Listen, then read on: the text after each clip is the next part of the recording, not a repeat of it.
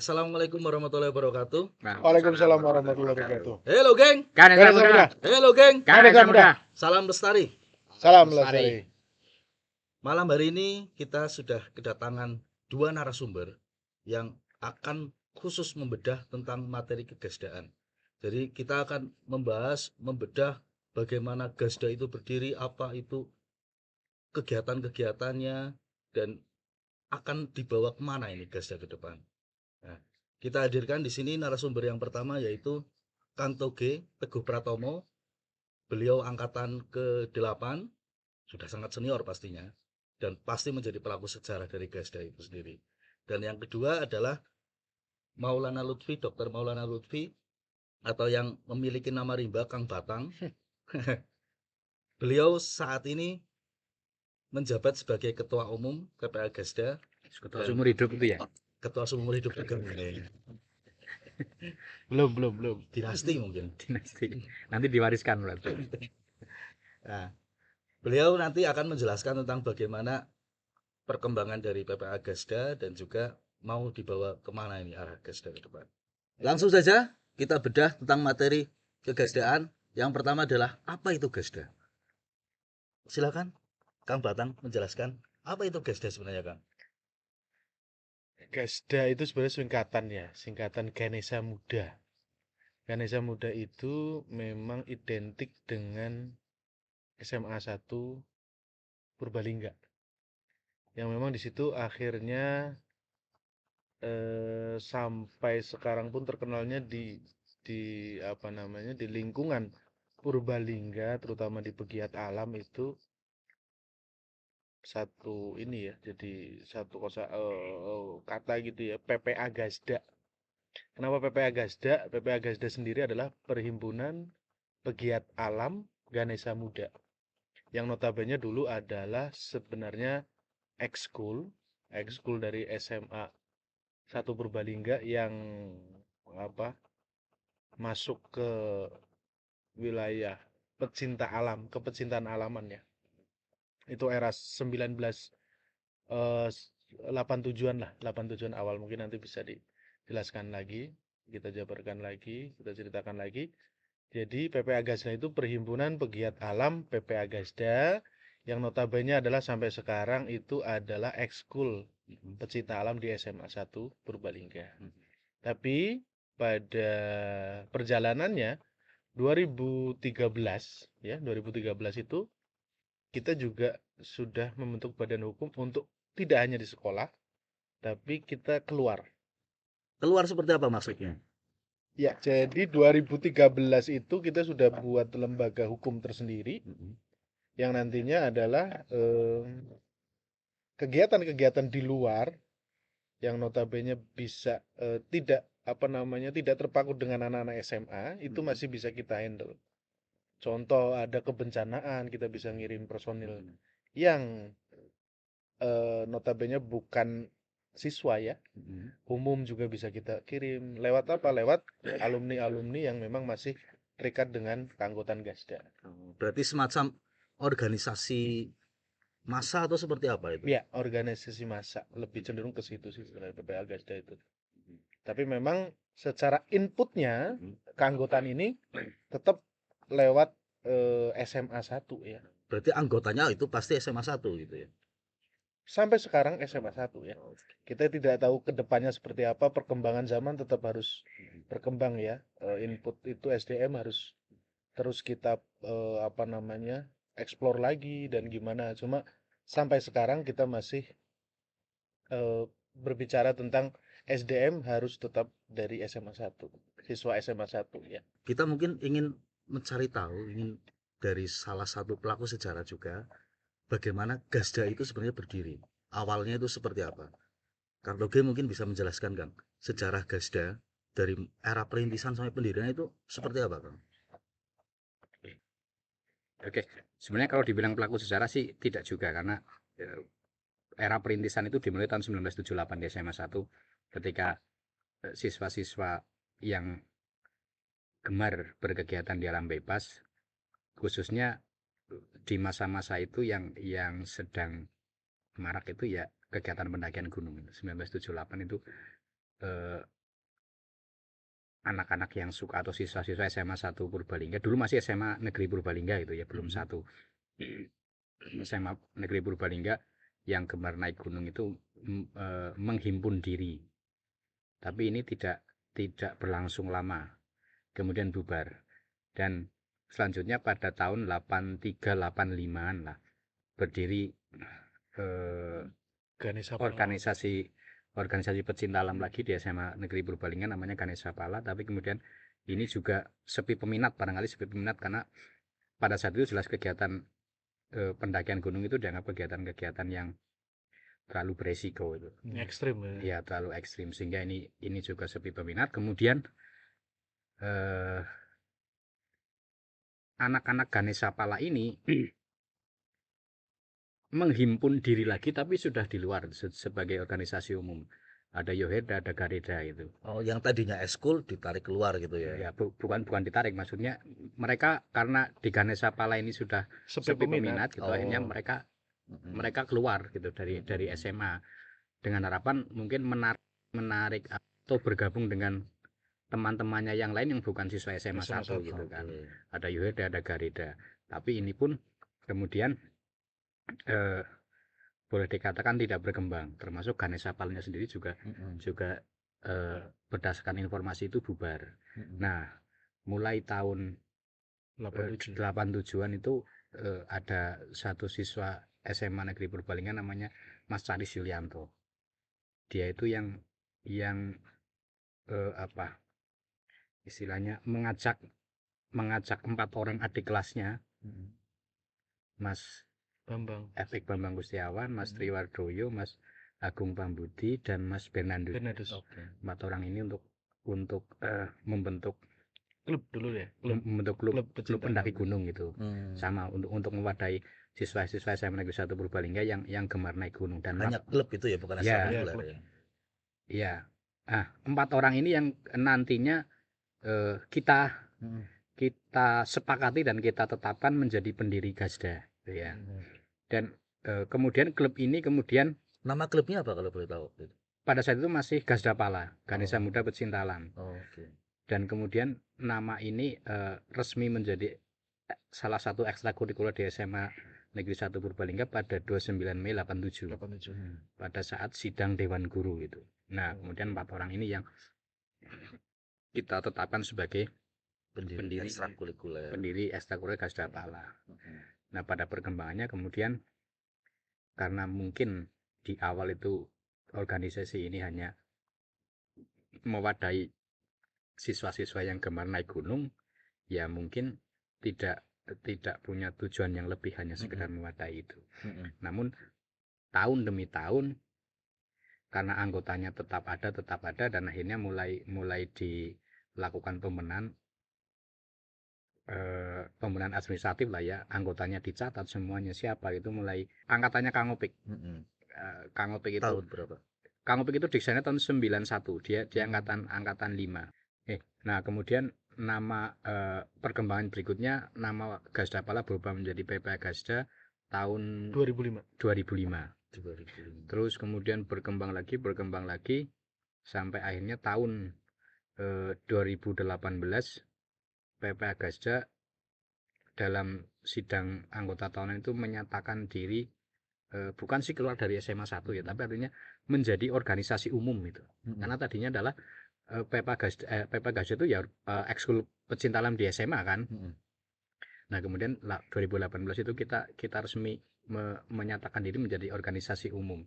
Walaupun seperti yang tadi disampaikan oleh Ketua Umum, bahan bakunya tetap siswa-siswa SMA 1. Dan kemudian itu dilanjutkan dengan pendirian pencatatan di akta notaris, dan kemudian tahun 2022 kemarin November kita secara resmi sudah mendaftarkan PPA Gasda ke Kemenkumham. SK-nya itu tahun 2022 bulan November itu. Kalau dilihat-lihat ya, unik ini sebenarnya. Yang di kaos ini ada lambang-lambang seperti itu. Itu memang lambangnya Gasda itu ya. Dari dulu seperti itu. Itu maknanya apa itu?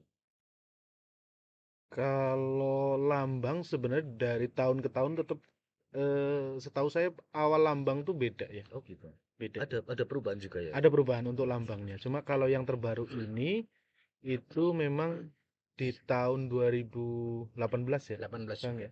2018 itu difikirkan bahwa ini adalah apa namanya, benda ya tadi, benda Identitas. identitas ya, salah satunya identitas. Ini logonya kita itu loh. Hmm. Logonya memang secara ininya ini ya, dari Kalpataru kemudian Mhm. arah mata angin itu memang kita ya sudah sampai istikharah lah pada saat itu ya.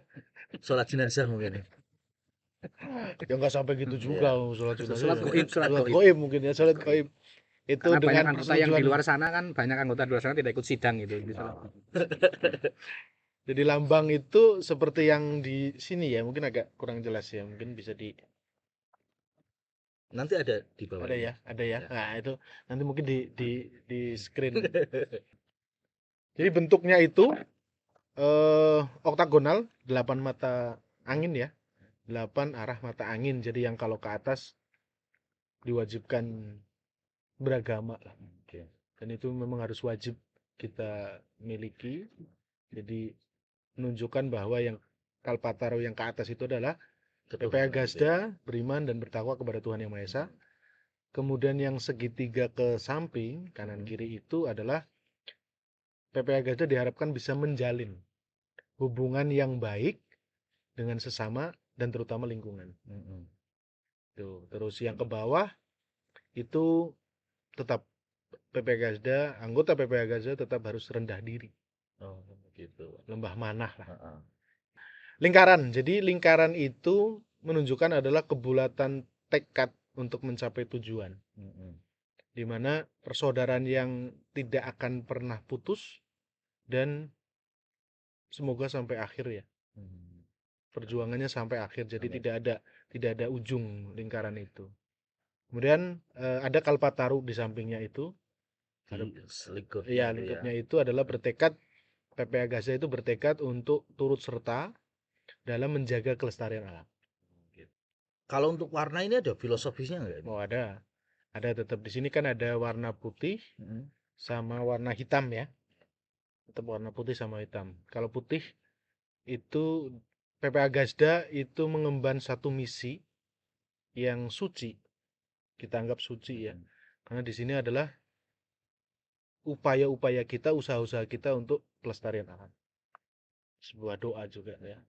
Doa. Kemudian kalau hitam sendiri adalah bentuk kemandirian kita dalam kejelasan tujuan. Tujuannya apa ini? Adalah Independensi juga ya gitu ya. betul. Untuk tujuan kita adalah pelestarian alam. Yang jelas itu. Kalau untuk seragam dan sial ini memang seperti ini dari dulu Kang atau gimana Kang? Tidak juga. Kalau soal warnanya sih jelas, warna biru. Oh, enggak juga. Di awal-awal itu di angkatan 1 atau angkatan 2 itu Oranye. warnanya juga sempat ada oranye. Terus Oh. kemudian mulai angkatan berikutnya biru-biru, tapi itu pun belum ada aturan yang jelas birunya biru seperti apa. Dan yang pasti gambar-gambar dalam sal itu juga dari tahun ke tahun itu bermacam-macam gitu. Menyesuaikan logo juga ya, tambang. Iya, mungkin menyesuaikan logo Ada atau yang nama angkatan ya Kang? iya, terus kreativitas masing-masing angkatan. angkatan. Dan kemudian sejak tahun 2018 itu tepatnya bahwa sal itu harus bergambar logo PPA PPA Gazda Gazda. yang resmi itu. Nah, kalau untuk atribut-atribut selain PDH, PDL dan sel ada lagi? Ya, ada selain itu ada atribut-atribut yang apa non benda itu ya. Ada visi misi, ada ADART, ada Sumpah Gazda, ada karakter, ada Mars, ada himne. Silakan diminum dulu. Ya. Lanjut. Di sini kan ada ketua umum ya Kang ya. Kalau struktur di bawah ketua umum itu apa aja Kang? Kalau struktur di bawah ketua umum itu ada 2 ya. Karena kita notabene ada di SMA dan di luar. Jadi memang kalau yang di SMA itu komisariat. Oh, komisariat. komisariat ya. Ya, komisariat, Ekstrakurikuler itu komisariat. komisariat. Ya, jadi dia punya ketua sendiri dan strukturnya lah sekretaris bendahara dan lainnya. Cuma kalau yang di sekretariat itu memang ada bidang-bidangnya sendiri. Dari ada ketua pelaksananya, ketua harian itu ada, kemudian ada divisi-divisinya, ada explore, ada divisi sosial, ada, dan juga pelestarian alam gitu kan.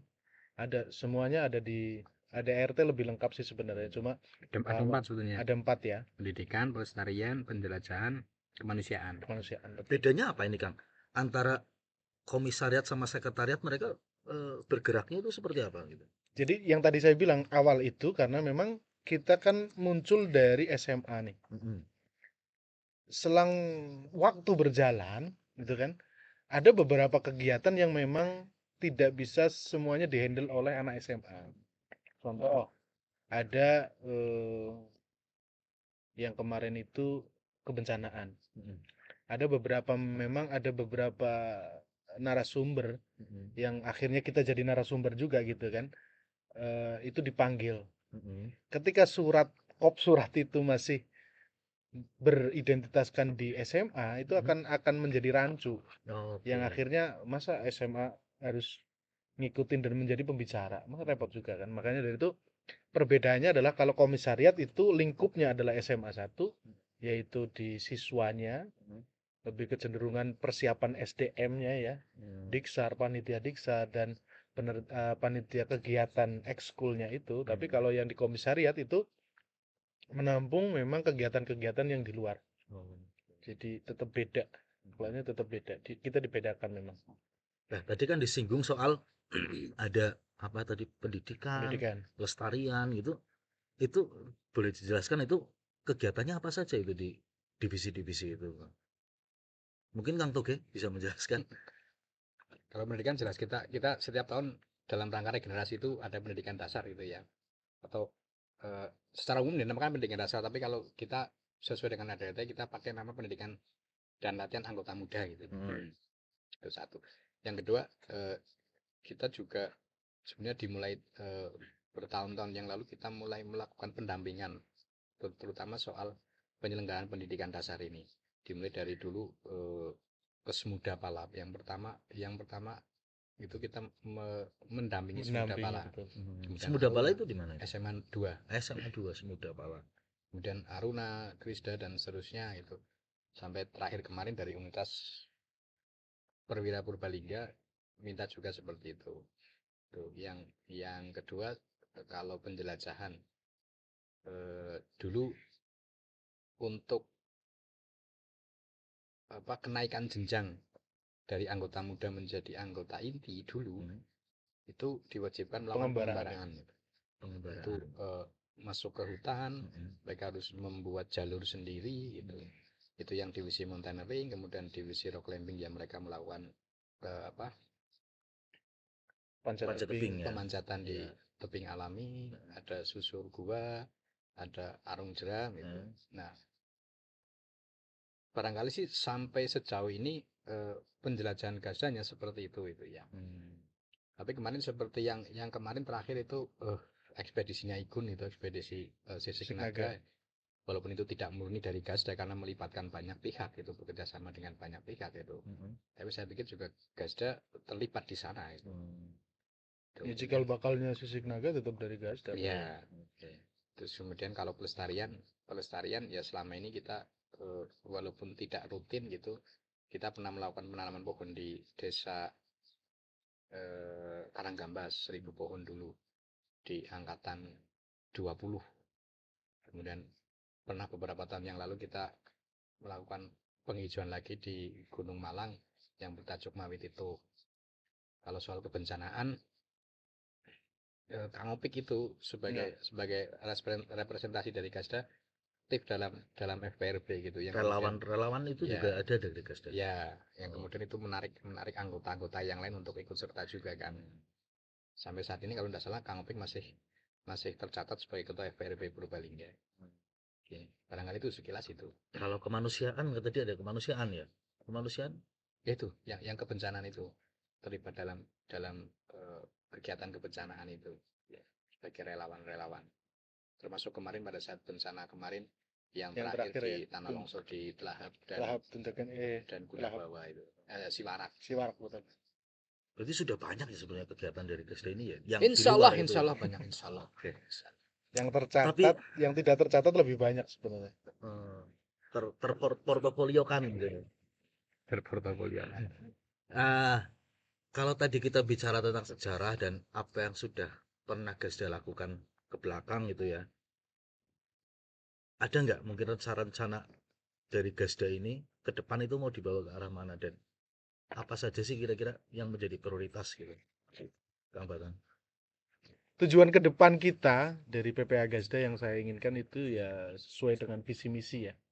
Jadi misi Gasda itu adalah mengembangkan kepribadian anggota sesuai dengan sumpah dan karakter ya Gasda. Yang pertama yang tangguh, kemudian andal, cakap, itu agar berdaya suai, berdaya mitra, dan berdaya guna. Intinya bermanfaat lah, bermanfaat dimanapun.